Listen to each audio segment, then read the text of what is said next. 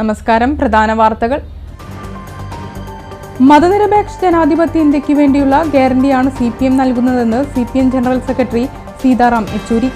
രാഷ്ട്രീയമായ അഴിമതിയെ നിയമപരമാക്കി മാറ്റാനുള്ള ശ്രമമാണ് മോദി ഗവൺമെന്റ് ഇലക്ട്രൽ ബോർഡുകളിലൂടെ ശ്രമിക്കുന്നതെന്ന് സീതാറാം യെച്ചൂരി. നരേന്ദ്രമോദിയെ നേരിടുന്ന ഇന്ത്യ മുന്നണിയിലെ നേതാക്കളിൽ പകുതി പേർ ജയിലിലും ബാക്കിയുള്ളവർ ജാമ്യത്തിലുമാണെന്ന് BJP അഖിലേന്ത്യാ പ്രസിഡന്റ് JP നദ്ദ. ഇടത് വലത് മുന്നണികൾ കേരളത്തെ നശിപ്പിക്കുകയാണെന്നും JP നദ്ദ. നമ്മുടെ രാജ്യം മതനിരപേക്ഷ ജനാധിപത്യ സോഷ്യലിസ്റ്റ് റിപ്പബ്ലിക്കായി നിലനിൽക്കണമെങ്കിൽ ഇടതുപക്ഷത്തിന് പാർലമെന്റിൽ ശക്തമായ പ്രാതിനിധ്യം ഉണ്ടാകണമെന്ന് CPIM പോളിറ്റി ബ്യൂറോ അംഗം MA ബേബി. കേരളത്തിൽ നിന്നുള്ള UDF MPമാരുടെ പ്രാതിനിധ്യം ഉണ്ടായിട്ടും പല കാര്യങ്ങളിലും അവർക്ക് പ്രതികരണം ഉണ്ടായിട്ടില്ല എന്നും MA ബേബി. ലോക്സഭാ തെരഞ്ഞെടുപ്പ് സ്ഥാനാർത്ഥികളുടെ പ്രചരണം അവസാന ഘട്ടത്തിൽ. മലപ്പുറം ലോക്സഭാ മണ്ഡലം UDF സ്ഥാനാർത്ഥി മുഹമ്മദ് ബഷീർ പെരിന്തൽമണ്ണ നിയോജക മണ്ഡലത്തിൽ പ്രചരണം നടത്തി. മണ്ണാർക്കാട് നഗരസഭയിലെ നിലവിലെ നികുതി പ്രതിസന്ധിക്ക് പൂർണ്ണ ഉത്തരവാദി മുസ്ലിം ലീഗ് ആണെന്ന് CPM കൗൺസിലർമാർ. തോക്ക് ചൂണ്ടി പണം പിരിക്കും പോലെ നികുതി പിരിച്ച് അഴിമതി നടത്താനുള്ള വ്യഗ്രതയാണ് ചെയർമാൻ നടത്തുന്നതെന്നും കൗൺസിലർമാർ ആരോപിച്ചു. മണ്ണാർക്കാട് കാഞ്ഞിരപ്പുഴയിലെ ജലനിരപ്പ് ക്രമാതീതമായി താഴ്ന്നു. അതോടെ ഇടതു കനാലിലൂടെയുള്ള ജലവിതരണം നിർത്തി. കാഞ്ഞിരപ്പുഴ ഡാമിലെ ജലനിരപ്പ് 84-ൽ എത്തിയതോടെയാണ് ജലവിതരണം നിർത്തിയത്. വേനൽ ചൂട്. ആനമങ്ങാട് മുഴുന്നമണ്ണയിൽ 3 ഏക്കർ സ്ഥലത്തെ വാഴകൃഷി നശിച്ചു. ചങ്ങരത്ത് ഗോപാലകൃഷ്ണന്റെ വാഴകളാണ് ചൂടിൽ ഒടിഞ്ഞു വീണ് നശിച്ചത്. വിശദമായ വാർത്തകളിലേക്ക്.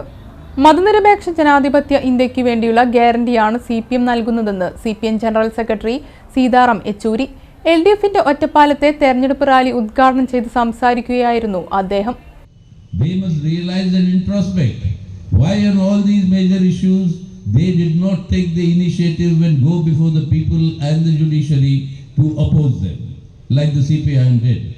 So we don't have to be taught any lessons on how to oppose the communal policies of Narendra Modi and his government, because we are committed Indian patriots who are committed to our constitution, to our democracy, and for the unity and integrity of our country.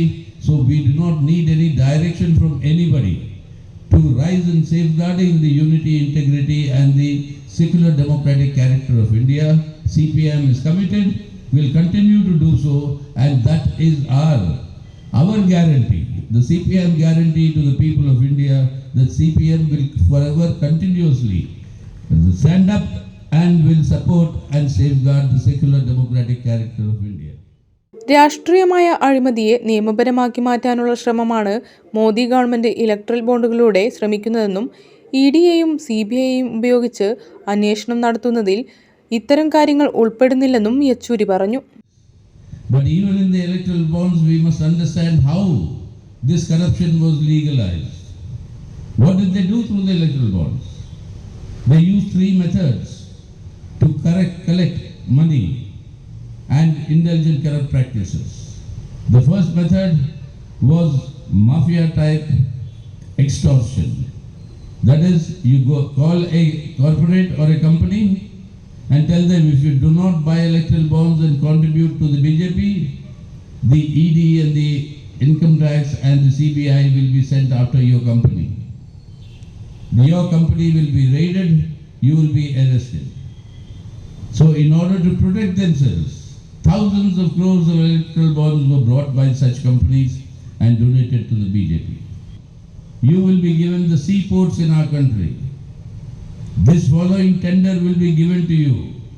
You will be given the license to import arms for sale in the country. All these deals were done in return for the bribe, that is the electoral bonds that went to the BJP.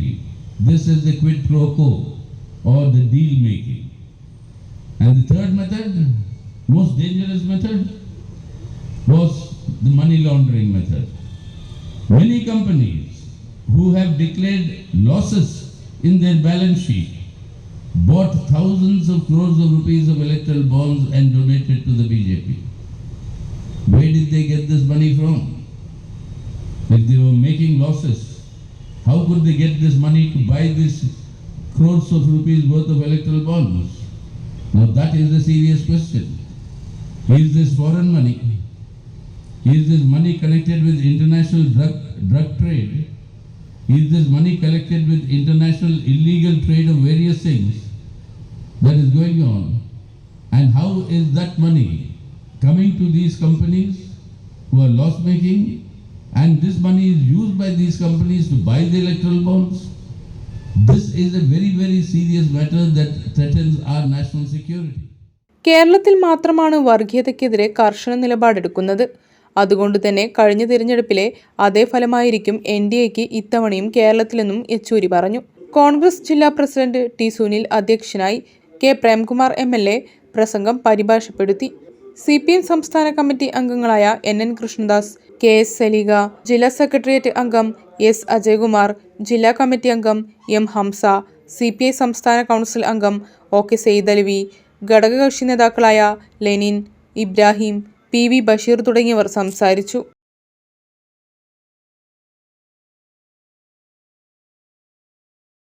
നരേന്ദ്രമോദിയെ നേരിടുന്ന India മുന്നണിയിലെ നേതാക്കളിൽ പകുതി പേർ ജയിലിലും ബാക്കിയുള്ളവർ ജാമ്യത്തിലുമാണെന്ന് BJP അഖിലേന്ത്യാ president JP Nadda പറഞ്ഞു. Palakkad parliament മണ്ഡലം NDA തെരഞ്ഞെടുപ്പ് മഹാസമ്മേളനം കുളപ്പുള്ളിയിൽ ഉദ്ഘാടനം ചെയ്ത് സംസാരിക്കുകയായിരുന്നു JP നദ്ദ. പാലക്കാട് പാർലമെന്റ് മണ്ഡലം NDA സ്ഥാനാർത്ഥി A കൃഷ്ണകുമാറിന്റെ തിരഞ്ഞെടുപ്പ് പ്രചരണാർത്ഥമാണ് കുളപ്പുള്ളിയിൽ NDA തിരഞ്ഞെടുപ്പ് മഹാസമ്മേളനം സംഘടിപ്പിച്ചത്. BJP അഖിലേന്ത്യാ പ്രസിഡന്റ് JP നദ്ദ സമ്മേളനം ഉദ്ഘാടനം ചെയ്തു. KVR ഹൈസ്കൂളിൽ ഹെലികോപ്റ്ററിൽ വന്നിറങ്ങിയതിനു ശേഷമാണ് സമ്മേളന നഗരിയിലേക്ക് എത്തിയത്. മോദി സർക്കാർ രാജ്യത്തും കേരളത്തിലും നടപ്പാക്കിയ വികസന പ്രവർത്തനങ്ങൾ അക്കമിട്ട് നിരത്തിയായിരുന്നു JP നദ്ദയുടെ പ്രസംഗം. കഴിഞ്ഞ 10 വർഷത്തിനിടെ വലിയ വികസനമാണ് രാജ്യത്ത് നടപ്പാക്കിയത്. സാമ്പത്തിക രംഗത്തും വലിയ മുന്നേറ്റം ഉണ്ടാക്കാനായി. അതിദാരിദ്ര്യരുടെ എണ്ണം വലിയ തോതിൽ കുറയ്ക്കാനായി. 4 കോടി ജനങ്ങൾക്ക് വീട് നിർമ്മിച്ചു നൽകി. അടുത്ത തിരഞ്ഞെടുപ്പ് മുതൽ പാർലമെന്റിലും നിയമസഭകളിലും 33% വനിതാ സംവരണം നടപ്പാവുമെന്നും JP നദ്ദ പറഞ്ഞു. Because of this, 25 crore people who were living below the poverty line, now they have come up above poverty line. They have come above poverty line. That we have to understand. And the extreme poverty has been reduced in India less than 1%. And this is not me who is saying. It is the International Monetary Fund which is saying. IMF is saying that the extreme poverty has been reduced by less than 1%. If I talk about Awas Yojana, about the housing, when I became an MLA in 1993, we were allotted 2 Indira Awas Yojana per year, 2 for a panchayat per year, Mr. Krishnadas. And now 4 crore houses have been constructed under the dynamic leadership of Prime Minister Modi. 4 crore houses have been constructed. And in Kerala, 2 lakh houses have been constructed. The same way, gas connection. 3.5 lakh gas connection has been given in Kerala. And 10 crore gas connections have been given countrywide. The same way, Ayushman Bharat, health coverage of 5 lakh rupees to 11 crore families. And here 22 lakh families in Ayushman Bharat are getting services. Pradhan Mantri Kisan Samman Nidhi. The farmers, you will be happy to note that 11.78 crores are getting 2,000 rupees every 4th month. And the same way, 34,000 rupees have been sent to each Kisan of 11 crores. ഇടതും വലതും മുന്നണികൾ കേരളത്തെ നശിപ്പിക്കുകയാണ്. ഇവർ വികസന വിരോധികളാണ്. വലിയ തോതിലുള്ള അഴിമതിയാണ് നടപ്പാക്കുന്നത്. കേരളത്തിൽ നാടകം കളിക്കുന്ന ഇരുമുന്നണികളും ദില്ലിയിൽ ഒന്നാണ്. നരേന്ദ്രമോദിയെ നേരിടാൻ രംഗത്തെത്തിയ ഇന്ത്യ മുന്നണിയിലെ പകുതി നേതാക്കൾ ജയിലിലും ബാക്കിയുള്ളവർ ജാമ്യത്തിലുമാണെന്നും JP നദ്ദ പരിഹസിച്ചു. On one hand, you find UDF and LDF. Both what they have done, both have propagated the politics of destruction. Both have propagated the politics of division. And both have supported the politics of violence and politics of blood. On the other hand, you find the leadership of Bharatiya Janata Party, which is a leadership where we are trying to see to it that God's own country, Kerala, should develop and come forward. Where we believe that under the leadership of Prime Minister Modi, India should become self-reliant, Atmanirbhar Bharat. And because of that, the policies undertaken by Prime Minister Modi is for the development and for infrastructure. If I talk about infrastructure, I would like to share with you that within 1 year, this year itself, for roads, for highways, for Grameen Sadak, and for airways, and for rail. സ്ഥാനാർത്ഥി C Krishnakumar, മറ്റ് NDA നേതാക്കളായ PC George, major Ravi, Anurag, E Krishnadas, KM Haridas ഉൾപ്പെടെയുള്ള നേതാക്കളും പങ്കെടുത്തു.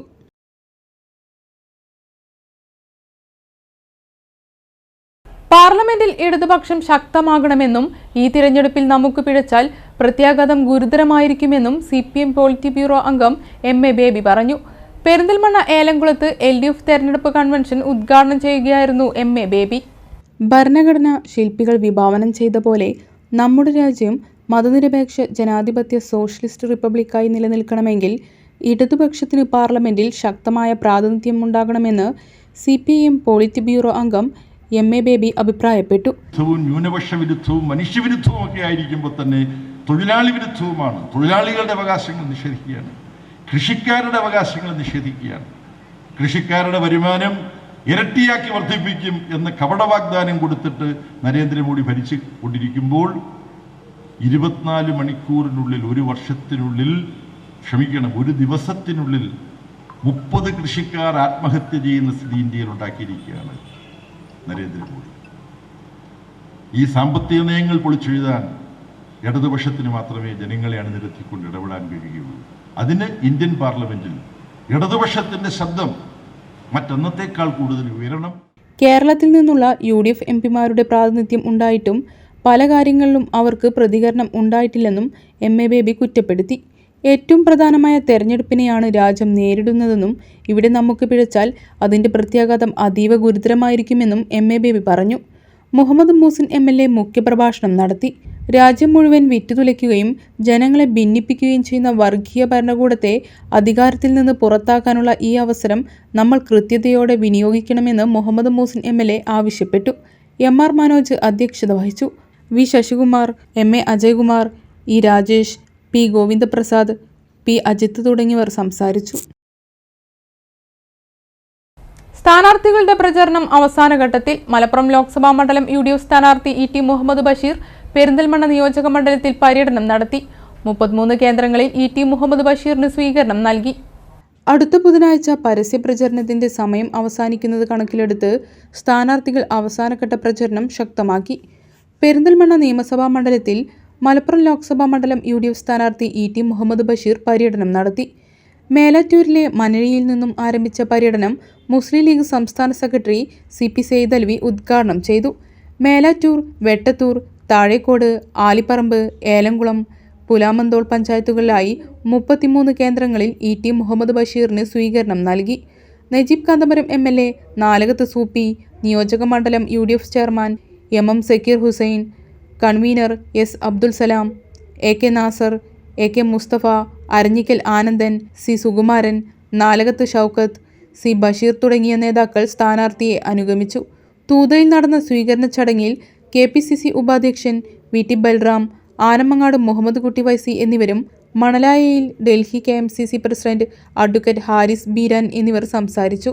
Zubair master, PK Zakir, Ameen Sheelath, Siddique Wafi, Nabeel Vattaparamb, advocate Jaleel Kunnakkavu തുടങ്ങിയവർ വിവിധ കേന്ദ്രങ്ങളിൽ സംസാരിച്ചു. രാത്രി വളപ്പുരത്താണ് പര്യടനം സമാപിച്ചത്.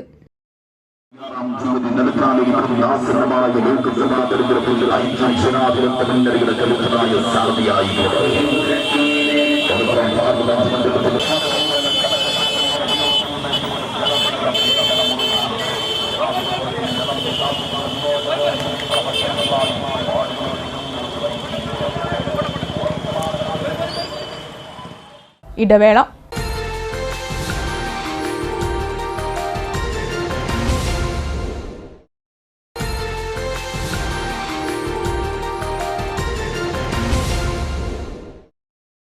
വാർത്തകൾ തുടരുന്നു.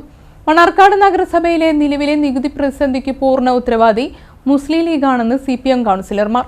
തോക്കുചൂണ്ടി പണം പിരിക്കും പോലെ നികുതി പിരിച്ച് അഴിമതി നടത്താനുള്ള വ്യഗ്രതയാണ് ചെയർമാൻ നടത്തുന്നതെന്നും കൗൺസിലർമാർ വാർത്താസമ്മേളനത്തിൽ ആരോപിച്ചു.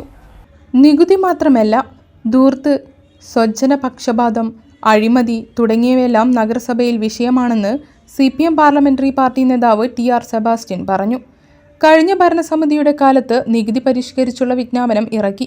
അന്തിമ വിജ്ഞാപനം ഇറക്കിയതും പരിഷ്കരണം നടപ്പാക്കിയതും നിലവിലെ ഭരണസമിതിയാണ്. കഴിഞ്ഞ ഭരണസമിതിയുടെ ചെയർപേഴ്സൺ മുസ്ലിം ലീഗ് അംഗമായിരുന്നു. 5 അംഗ ധനകാര്യ സ്റ്റാൻഡിംഗ് കമ്മിറ്റിയിൽ മുസ്ലിം ലീഗിനും 3 അംഗങ്ങളും CPMനും BJPക്കും ഓരോ അംഗങ്ങളുമാണുള്ളത്. ലീഗിന് ഭൂരിപക്ഷമുള്ള ധനകാര്യ സ്റ്റാൻഡിംഗ് കമ്മിറ്റിയുടെ ശുപാർശ ലീഗിന് ഭൂരിപക്ഷവും ലീഗ് ചെയർപേഴ്സണുമുള്ള കൗൺസിലിൽ ചർച്ച ചെയ്താണ് തീരുമാനിച്ചത്. ഈ തീരുമാനത്തിന്റെ ഉത്തരവാദിത്തത്തിൽ നിന്ന് ലീഗിന് എങ്ങനെ മാറി നിൽക്കാൻ പറ്റുമെന്ന് CPM കൗൺസിലർമാർ ചോദിച്ചു. ഓരോ വർഷവും കൃത്യമായി നികുതി അടച്ചവരിൽ നിന്ന് പോലും നികുതിയും പിഴയും ഈടാക്കുന്നതിന് എന്ത് ന്യായമാണ് പറയാനുള്ളത്? 5 വർഷത്തെ നികുതി വേണ്ടെന്ന് വെച്ച കൗൺസിൽ തീരുമാനത്തിൽ സർക്കാർ അന്തിമ തീരുമാനം എടുക്കുന്നതിന് മുൻപ് ധൃതി പിടിച്ച് നികുതി പിരിവ് നടത്തിയത് എന്തിനാണെന്നും CPM പാർലമെന്ററി പാർട്ടി നേതാവ് TR സെബാസ്റ്റ്യൻ ചോദിച്ചു. വലിയ രൂപത്തിലുള്ള ധൂർത്തും സ്വജനപക്ഷപാതവും അഴിമതിയും നടന്നുകൊണ്ടേയിരിക്കുകയാണ്. അതിനെ എതിർക്കുന്നവരോട് അദ്ദേഹത്തിന് വലിയ പ്രയാസം ഉണ്ട്, ഞങ്ങളത് മനസ്സിലാക്കുന്നുണ്ട്.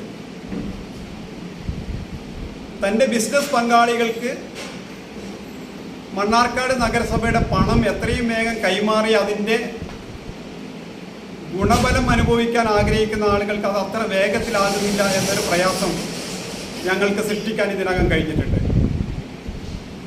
അപ്പോഴാണ് നികുതിയുമായി ബന്ധപ്പെട്ട വിഷയം ഉയർന്നു വരുന്നത്.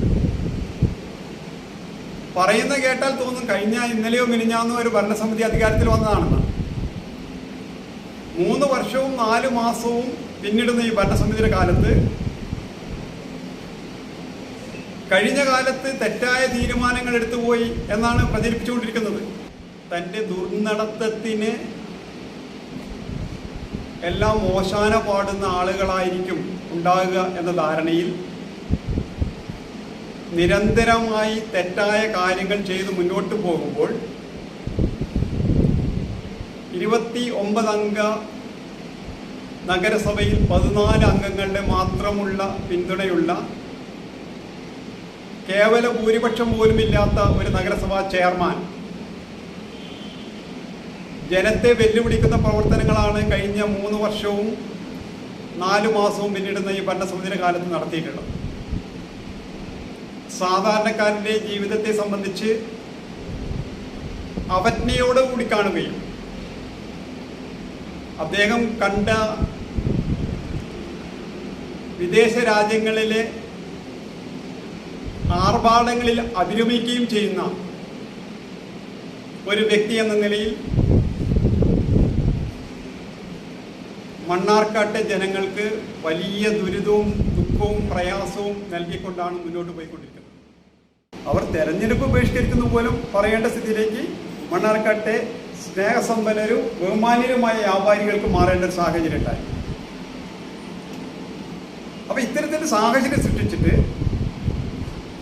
മണ്ണാർക്കാട്ടെ കൗൺസിൽമാരാണ് കുഴപ്പമെന്ന് പറഞ്ഞാൽ മണ്ണാർക്കാട്ടെ ജനങ്ങൾ വിശ്വസിക്കില്ല.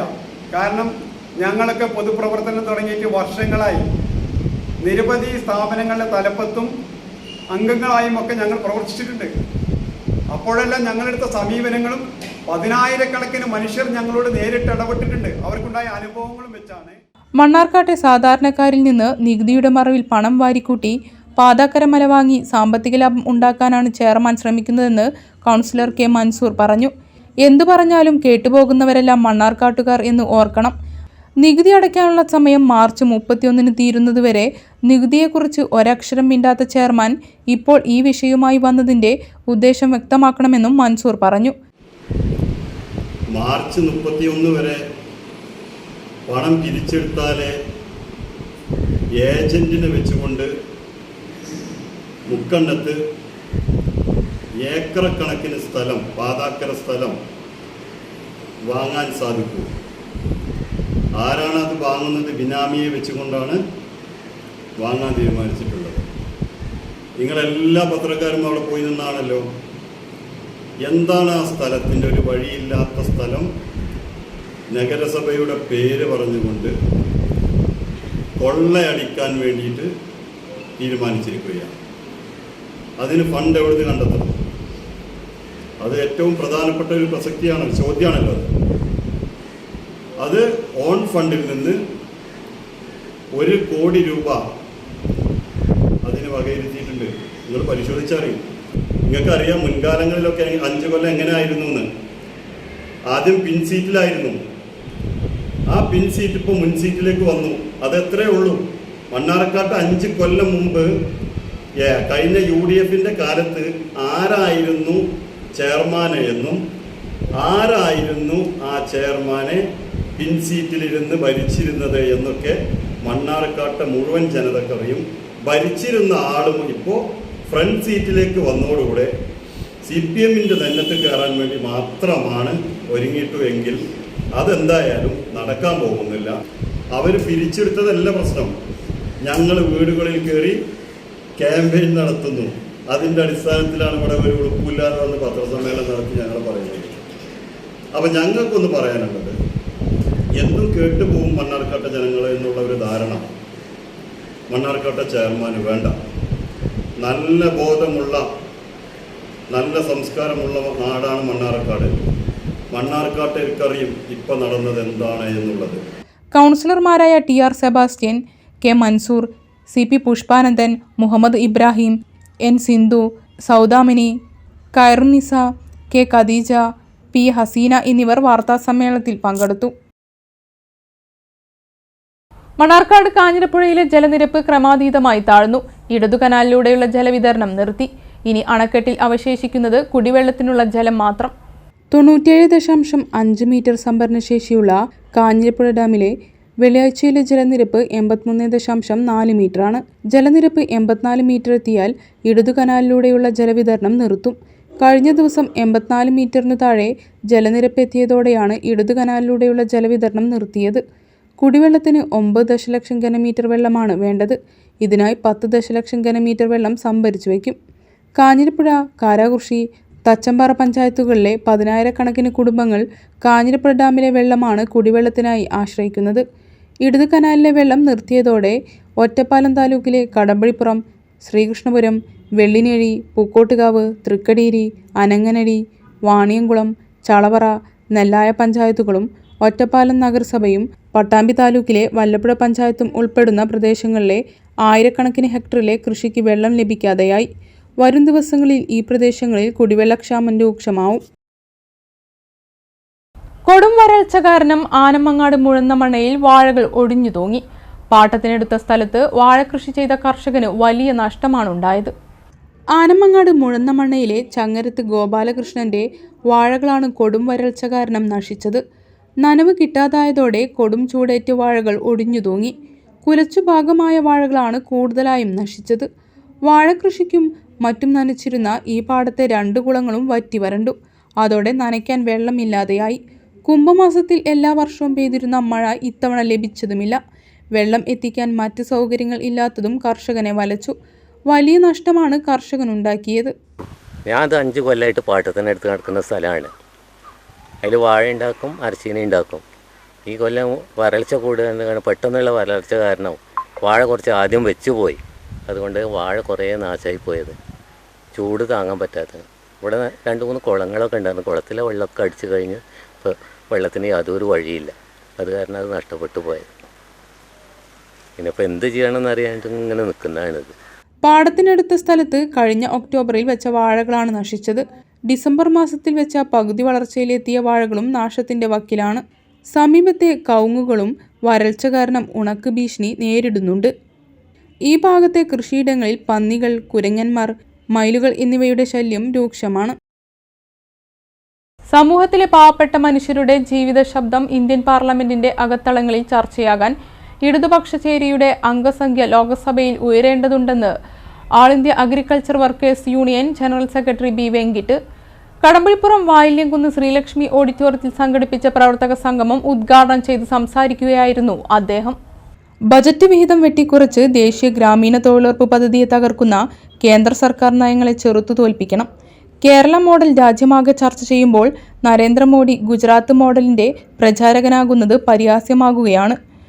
ഇന്ത്യൻ ഭരണഘടന ഉറപ്പു നൽകുന്ന ജനാധിപത്യ, മതനിരപേക്ഷ, ഫെഡറൽ മൂല്യങ്ങൾക്ക് പ്രാധാന്യം നൽകുന്ന സർക്കാർ കേന്ദ്രത്തിൽ അധികാരത്തിൽ വരുന്നതിന് ഇടതുപക്ഷത്തിന്റെ പങ്ക് നിർണായകമാണ് എന്നും കർഷക തൊഴിലാളികൾ, തൊഴിലുറപ്പ് തൊഴിലാളികൾ, ദരിദ്ര കർഷകർ, ദളിത്, ആദിവാസി എന്നിവരുടെ ജീവിത ശബ്ദം ഇന്ത്യൻ പാർലമെന്റിൽ ചർച്ചയാകാൻ ഇടതുപക്ഷ ചേരിയുടെ അംഗസംഖ്യ ലോക്സഭയിൽ ഉയരേണ്ടതുണ്ടെന്നും അദ്ദേഹം പറഞ്ഞു.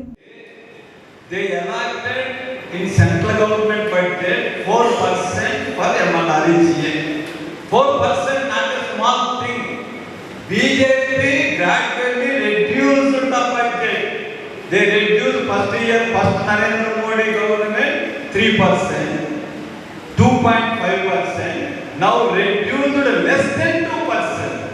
That is the budget of in MNREGA. Not only this, at the time of MNREGA, government allowed maximum 10% of material component.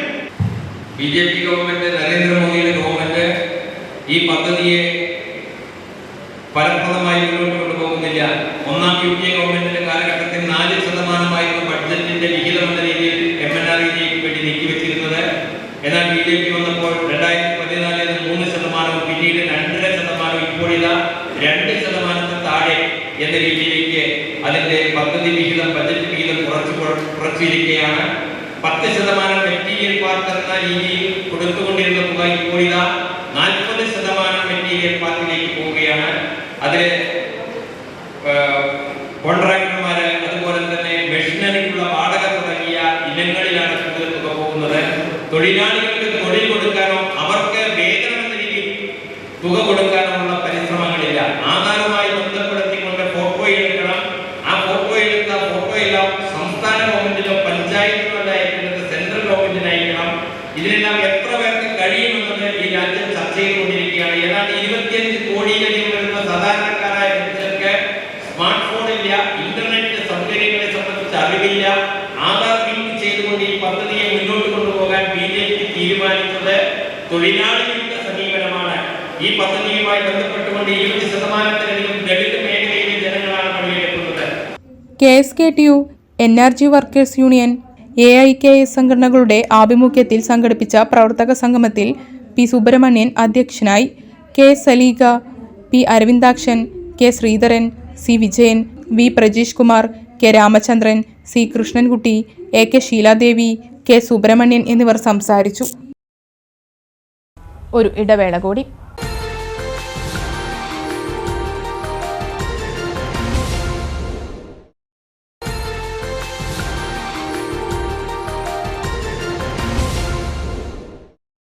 വാർത്തകൾ തുടരുന്നു. കേരള വ്യാപാരി വ്യവസായി ഏകോപന സമിതി ചെറുപ്പശ്ശേരി യൂണിറ്റ് ജനറൽ ബോഡി യോഗവും കൺവെൻഷൻ സെന്ററിന്റെ ശിലാസ്ഥാപനവും ശനിയാഴ്ച നടക്കും. യോഗത്തിൽ 2024-26 വർഷങ്ങളിലേക്കുള്ള ഭാരവാഹികളുടെ തെരഞ്ഞെടുപ്പും നടക്കുമെന്ന് ഭാരവാഹികൾ വാർത്താ സമ്മേളനത്തിൽ അറിയിച്ചു. കേരള വ്യാപാരി വ്യവസായി ഏകോപന സമിതി ചെറുപ്പശ്ശേരി യൂണിറ്റിന്റെ വാർഷിക ജനറൽ ബോഡി യോഗമാണ് ശനിയാഴ്ച നടക്കുന്നത്. ചെറുപ്പശ്ശേരി പന്നിയാംകുറിശി റോഡിൽ കേരള വ്യാപാരി വ്യവസായി ഏകോപന സമിതിയിൽ നിർമ്മിക്കുന്ന കൺവെൻഷൻ സെന്ററിന്റെ ശിലാസ്ഥാപനവും നടക്കും. രാവിലെ 10:30 മുതൽ ആരംഭിക്കുന്ന യോഗത്തിൽ 2024-26 വർഷങ്ങളിലേക്കുള്ള ഭാരവാഹികളുടെ തെരഞ്ഞെടുപ്പും നടക്കും. കേരള വ്യാപാരി വ്യവസായി ഏകോപന സമിതി സംസ്ഥാന പ്രസിഡന്റ് രാജു അപ്സര ഉദ്ഘാടനം നിർവഹിക്കും. സംസ്ഥാന ജനറൽ സെക്രട്ടറി ദേവസ്യ മേച്ചേരി, സംസ്ഥാന വർക്കിംഗ് പ്രസിഡന്റ് കുഞ്ഞാവു ഹാജി, സംസ്ഥാന സെക്രട്ടറിയും ജില്ലാ പ്രസിഡന്റുമായ ബാബു കോട്ടയിൽ തുടങ്ങിയവരും മറ്റു നേതാക്കളും പങ്കെടുക്കുമെന്ന് ഭാരവാഹികൾ വാർത്താ സമ്മേളനത്തിൽ അറിയിച്ചു. ഞങ്ങൾ പുതുതായി കുറച്ച് സ്ഥലം വാങ്ങിയിട്ടുണ്ട്. 43 സെൻറ്റ് സ്ഥലം പന്നിയാംകുറിശി റോഡിൽ ഞങ്ങൾ വാങ്ങിയിട്ടുണ്ട്. അവിടെ വെച്ചിട്ടാണ് തെരഞ്ഞെടുപ്പ് ജനറൽ ബോഡി യോഗം നാളെ നടത്താൻ നിശ്ചയിച്ചിട്ടുള്ളത്. സാധാരണഗതിയിൽ ഒരു തെരഞ്ഞെടുപ്പ് ജനറൽ ബോഡി യോഗത്തിന് ഒരു പത്രസമ്മേളനം വിളിക്കൽ പതിവില്ല. പക്ഷേ ഇപ്രാവശ്യം ഒരു സന്തോഷം നിങ്ങളെ അറിയിക്കാനുള്ളത്, ചെർപ്പളശ്ശേരിയിൽ ഞങ്ങൾ പുതുതായി വാങ്ങിയ ആ സ്ഥലത്ത് നാളെ ഞങ്ങളുടെ സംസ്ഥാന പ്രസിഡന്റ് ഞങ്ങളുടെ ഒരു സ്വപ്ന പദ്ധതിക്ക് ശിലാസ്ഥാപനം നടത്താണ്. ആ കാര്യം നിങ്ങളെ അറിയിക്കാൻ വേണ്ടിയിട്ടാണ് ഞങ്ങൾ ഈ പത്രസമ്മേളനം വിളിച്ചത്. വ്യാപാരി വ്യവസായി ഏകോപന സമിതി സെക്രട്ടറി യൂണിറ്റിൻ്റെ വ്യാപാരി കൺവെൻഷൻ സെൻറ്റർ എന്നാണ് ഞങ്ങൾ ആ ഒരു ബിൽഡിങ്ങിന് പേരിട്ടുള്ളത്. നാളെ സംസ്ഥാന പ്രസിഡന്റ്, സംസ്ഥാന ജനറൽ സെക്രട്ടറി, സംസ്ഥാന വർക്കിംഗ് പ്രസിഡന്റ്, ജില്ലാ പ്രസിഡന്റ് അടക്കമുള്ള സംസ്ഥാന ജില്ലാ നേതാക്കന്മാർ നാളെ ഇവിടെ ആ പരിപാടിയിൽ പങ്കെടുക്കും. നാളെ രാവിലെ 11 മണിയോടുകൂടി ശിലാസ്ഥാപനം നടക്കും. ഇത് അറിയിക്കാനാണ് ഞങ്ങൾ നിങ്ങളെ വിളിച്ചത്. വ്യാപാരി വ്യവസായി ഏകോപന സമിതിയുടെ മാത്രം മുതലായി അയാൾ വിൽക്കാതെ അവിടെ ഞങ്ങൾ സ്വന്തമായിട്ട് സ്ഥാപനം തന്നെ ഉണ്ടാക്കാനാണ് ഉദ്ദേശിക്കുന്നത്. ഈ ഹാളിൽ ഞങ്ങൾക്ക് എക്സിക്യൂട്ടീവ് യോഗം കൂടാനാണ് ഇപ്പോൾ സൗകര്യമുള്ളത്. ഞങ്ങൾ 800ഓളം വ്യാപാരികൾ ചെപ്പശ്ശേരിയിൽ ഞങ്ങളുടെ മെമ്പർമാരായിട്ടുണ്ട്. ഏത് ജനറൽ ബോഡി വിളിച്ചാലും ഒരു 500ഓളം ആളുകൾ അതിൽ പങ്കെടുക്കാറുണ്ട്. അപ്പോൾ ആ 500 ആളുകൾക്ക് ഒരുമിച്ച് ഇരുന്ന് മീറ്റിംഗ് നടത്താനുള്ളൊരു ഹാള്, അതുപോലെ ചെറിയൊരു ഷോപ്പിംഗ് കോംപ്ലക്സ് പ്ലസ് ഒരു കൺവെൻഷൻ സെൻറ്റർ, അത് പൊതു ആളുകൾക്ക് കൂടി വിട്ടുകൊടുക്കുന്ന രീതിയിലുള്ള ഒരു സംവിധാനമാണ് അറിയിക്കുന്നത്. 500ഓളം ആളുകൾക്ക് ഇരുന്ന് ഹാളിലിരിക്കാനുള്ള സംവിധാനം, പിന്നെ ഭക്ഷണം കഴിക്കാനുള്ള ഹാള്. വ്യാപാരി വ്യവസായി ഏകോപന സമിതി unit president K A Hameed, treasurer Keshavankutty, Ramachandran Kareepadath, Firoz Melco, Udayakumar തുടങ്ങിയവരും മറ്റ് യൂണിറ്റ് അംഗങ്ങളും വാർത്താ സമ്മേളനത്തിൽ പങ്കെടുത്തു. LDF സ്ഥാനാർത്ഥി എ വിജയരാഘവന്റെ വിജയത്തിനായി മണ്ണാർക്കാട്ട് മഹിളാ സംഗമം സംഘടിപ്പിച്ചു. സിനിമാ താരം ഗായത്രി വർഷ ഉദ്ഘാടനം ചെയ്തു. മോദി ഗ്യാരണ്ടി എന്ന് പറഞ്ഞു നടക്കുന്നതിലൂടെ പ്രധാനമന്ത്രി താൻ ഏകാധിപതിയാണെന്ന പ്രഖ്യാപനമാണ് നടത്തുന്നതെന്ന് ഗായത്രി വർഷ പറഞ്ഞു. രാജ്യത്ത് നടക്കുന്ന 18ാമത് പാർലമെന്റിലേക്ക് സ്വതന്ത്രമായും സത്യസന്ധമായുള്ള തിരഞ്ഞെടുപ്പ് നടക്കില്ലെന്ന് ലോകരാഷ്ട്രങ്ങൾ വിലയിരുത്തി കഴിഞ്ഞു. ഇന്ത്യൻ പ്രധാനമന്ത്രിയുടെ വിദേശരാജ്യ സന്ദർശനങ്ങളിലൂടെയും ഇന്ത്യയുടെ നയങ്ങളിലൂടെയുമാണ് ലോകരാഷ്ട്രങ്ങൾ ഈ നിലപാടിലെത്തിയതെന്നും അവർ പറഞ്ഞു. നമ്മുടെ വോട്ടുകൾ ഏത് രീതിയിൽ ഞാൻ ചെയ്തു എന്ന് പറഞ്ഞ് ഫ്രീ ആയ ഒരു മനോഭാവത്തോടുകൂടി ഇറങ്ങി വന്ന് ചെയ്യാൻ പറ്റില്ല. അതാണ് ഫ്രീ ആയി വോട്ട് ചെയ്യാൻ പറ്റുന്ന ഒരു മാനസികാവസ്ഥയിലല്ല ഇന്ത്യ 18ാം ലോക്സഭാ തെരഞ്ഞെടുപ്പിനെ അഭിമുഖീകരിക്കുന്നത്. നരേന്ദ്രമോദി ഒറ്റയ്ക്ക് വിളിച്ചു പറയുന്നു ഞാനൊരു സ്വച്ഛാധിപതിയാണ്. ലോക നേതാക്കന്മാർ നമ്മളെ നോക്കി പറയുന്നു ഇന്ത്യ ഇലക്ട്രൽ ഡിക്റ്റേറ്റർഷിപ്പിന്റെ അണ്ടറിലാണ്. ഇത് പറയാനുള്ള കാരണത്തിലേക്ക് എത്തിച്ചത് ഇവിടെ ഇരുന്നുകൊണ്ട് നമ്മളുടെ ശബ്ദങ്ങൾ കേട്ട് ലോക നേതാക്കന്മാർ പറഞ്ഞത് മാത്രമല്ല, പറയുന്നതല്ല, നമ്മുടെ ജീവിതാവസ്ഥകൾ കണ്ട് പറയുന്നതല്ല. നരേന്ദ്രമോദി അദ്ദേഹത്തിന്റെ ഔദ്യോഗിക ജീവിതത്തിനിടയിൽ ഏറ്റവും അധികം സമയം കണ്ടെത്തിയത് ഈ പറയുന്ന ലോക രാജ്യങ്ങളിലേക്ക് മുഴുവൻ യാത്ര ചെയ്യാൻ വേണ്ടിയായിരുന്നു, ഇവരുമായി സംസാരിക്കാൻ വേണ്ടിയായിരുന്നു. അദ്ദേഹത്തിന്റെ കാഴ്ചപ്പാടുകളെ കുറിച്ച്, നയങ്ങളെ കുറിച്ച്, ഇന്ത്യയുടെ വികസനത്തെ കുറിച്ച്, അവർ തമ്മിലുള്ള ആഭ്യന്തര നിലപാടുകളെ കുറിച്ച്, റിലേഷൻഷിപ്പുകളെ കുറിച്ച് നരേന്ദ്രമോദി അവരോട് പറഞ്ഞ വാക്കുകളിൽ നിന്നും, നയങ്ങളിൽ നിന്നും, ആശയങ്ങളിൽ നിന്നുമാണ് ആ നേതാക്കന്മാർ ഇന്ന് ഇന്ത്യയിലെ ജനങ്ങളെ നോക്കി പറയുന്നത് നിങ്ങൾ ഒരു ഇലക്ട്രൽ ഡിക്റ്റേറ്റർഷിപ്പിന്റെ അണ്ടറിലാണ്. റൂറൽ ബാങ്ക് ഓഡിറ്റോറിയത്തിൽ നടന്ന ചടങ്ങിൽ കെ സൗദാമിനി അധ്യക്ഷത വഹിച്ചു. Regina Urmila, local secretary Ajeesh Kumar, K P Masood, A K Abdul Azeez എന്നിവർ പ്രസംഗിച്ചു. പ്ലാറ്റിനം ജൂബിലി ആഘോഷങ്ങളുടെ ഭാഗമായി SYS പാലക്കാട് ജില്ലാ കമ്മിറ്റിയുടെ നേതൃത്വത്തിൽ ഒറ്റപ്പാലത്ത് ജില്ലാ പ്ലാറ്റ്യൂൺ അസംബ്ലി സംഘടിപ്പിച്ചു. സമസ്ത കേരള ജമിയത്തുൽ ഉലമ ജില്ലാ ജനറൽ സെക്രട്ടറി അബ്ദുറഹ്മാൻ ഫൈസി മാരായമംഗലം പരിപാടി ഉദ്ഘാടനം ചെയ്തു. ഉത്തരവാദിത്വം മനുഷ്യപ്പറ്റിന്റെ രാഷ്ട്രീയം എന്ന പ്രമേയത്തിൽ സമസ്ത കേരള സുന്നി യുവജന സംഘം പ്ലാറ്റിനം ജൂബിലി ആഘോഷങ്ങളുടെ ഭാഗമായി SYS പാലക്കാട് ജില്ലാ കമ്മിറ്റി സംഘടിപ്പിക്കുന്ന ജില്ലാ പ്ലാറ്റ്യൂൺ അസംബ്ലിയാണ് ഒറ്റപ്പാലത്ത് നടന്നത്. ജില്ലയിലെ 59 സർക്കിൾ കേന്ദ്രങ്ങളിൽ നിന്നും സാമൂഹിക സന്നദ്ധ സേവനങ്ങൾക്കായി പ്രത്യേകം തിരഞ്ഞെടുക്കപ്പെട്ട 1000-ലധികം പ്ലാറ്റ്യൂൺ അംഗങ്ങൾ അസംബ്ലിയിൽ അണിനിരന്നു. ഒറ്റപ്പാലം കണ്ണിയമ്പുറം പാലത്തിന്റെ സമീപത്തു നിന്നും ആരംഭിച്ച ജില്ലാ പ്ലാറ്റ്യൂൺ അസംബ്ലി റാലി ഈസ്റ്റ് ഒറ്റപ്പാലത്ത് അവസാനിച്ചു. സമസ്ത കേരള ജമിയത്തുൽ ഉലമ ജില്ലാ ജനറൽ സെക്രട്ടറി അബ്ദുറഹ്മാൻ ഫൈസി മാരായമംഗലം പരിപാടി ഉദ്ഘാടനം ചെയ്തു.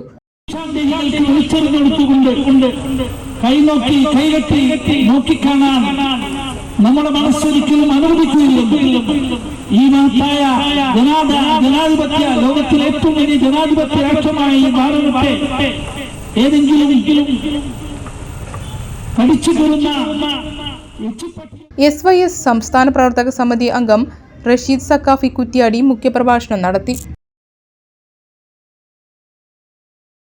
പ്രധാന വാർത്തകൾ വീണ്ടും. മതനിരപേക്ഷ ജനാധിപത്യ ഇന്ത്യക്ക് വേണ്ടിയുള്ള ഗ്യാരണ്ടിയാണ് CPM നൽകുന്നതെന്ന് CPM general secretary Sitaram Yechury.